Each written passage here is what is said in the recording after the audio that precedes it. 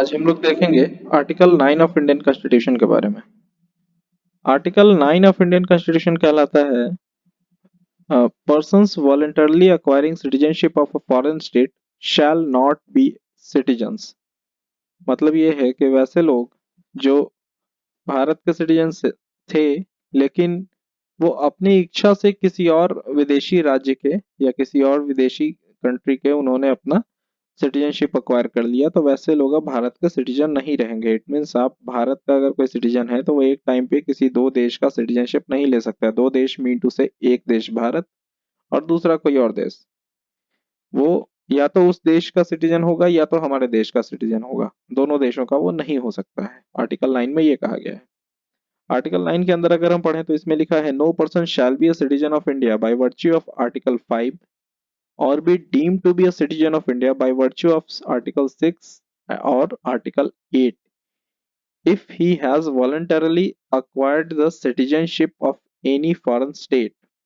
इसमें ये कहा गया है कि वैसे लोग जो फॉरेन स्टेट का सिटीजनशिप ले चुके हैं वो आर्टिकल 5 के अकॉर्डिंग ये नहीं कहेंगे कि हम भारत का सिटीजन है।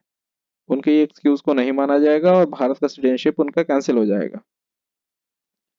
प्लस उन्हें आर्टिकल 6 और आर्टिकल 8 के अकॉर्डिंग भी भारत का सिटीजन नहीं माना जाएगा। लेकिन इसमें एक चीज ध्यान देने वाली बात है कि आर्टिकल 7 का जिक्र नहीं है आर्टिकल 9 में।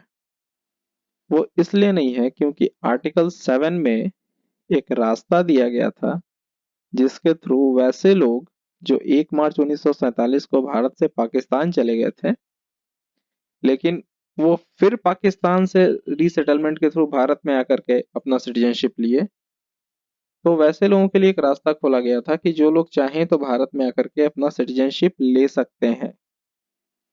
तो इसी रीजन से आर्टिकल 9 में आर्टिकल 7 का जिक्र नहीं है, क्योंकि आर्टिकल 9 कंप्लीटली ये बताता है, इसमें कोई रीसेटलमेंट या री एक्वायरिंग की बात नहीं होती। आर्टिकल 9 कंप्लीटली ये कहता है कि आप भारत के सिटीजन नहीं होंगे, लेकिन आर्टिकल 7 एक रास्ता देता है कि आप पाकिस्तान के सिटीजन, भारत का सिटीजनशिप कैंसिल होने के बाद भी आप दोबारा भारत का सिटीजनशिप अक्वायर कर सकते हैं। लेकिन इसमें 26 ऑफ जनवरी 1950 के बाद वो अक्वायरिंग पॉसिबल नहीं था, क्योंकि आर्टिकल 7 में ये कहता है कि जो दोबारा सिटीजनशिप अक्वायर करने का जो तरीका है वो दिया गया है हमारा आर्टिकल 6 के क्लॉज बी सब क्लॉज 2 में।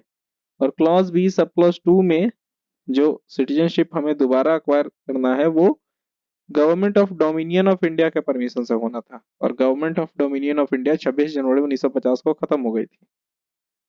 इसका मतलब कि अगर कोई वैसे माइग्रेंट जो पाकिस्तान में गए और उनका सिटीजनशिप इंडिया में खत्म हो गया वो दोबारा भारत में आए तो उन्हें सिटीजनशिप 26 जनवरी 1950 के पहले ही मिलना था, और वो भी एक सर्टेन कंडीशन फुलफिल करने पे। तो आर्टिकल 9 में 7 का जिक्र अगर नहीं हुआ है तो उसके पीछे एक रीजन यही है, क्योंकि उसमें जो रिटर्न हुए हैं रीसेटलमेंट उन लोगों का भी बात है जो पाकिस्तान से रिटर्न हुए थे इंडिया में, उनके सिटीजनशिप का भी बात किया गया था। लेकिन 9 में ऐसा कुछ भी नहीं है। अगर आपका सिटीजनशिप गया तो गया, सिंपल यही है आर्टिकल 9 में।